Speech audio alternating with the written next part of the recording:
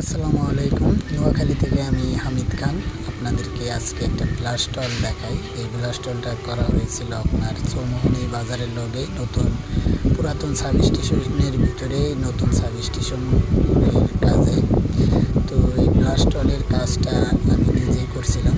তো আমি অনেক দিন আগে এই কাজটা করছিলাম, আমি ভিডিও করে রেখে দিয়েছিলাম আমার চ্যানেলে, আমি ছাড়তে পারিনি একটা ত্রুটির কারণে।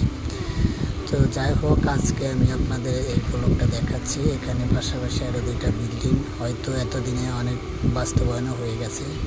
তো লাস্টের লাস্ট সাইড লিপ এই ডালাইগুলাই আমি করে আসছিলাম, যদিও অনেক দিন হয়ে গেছে।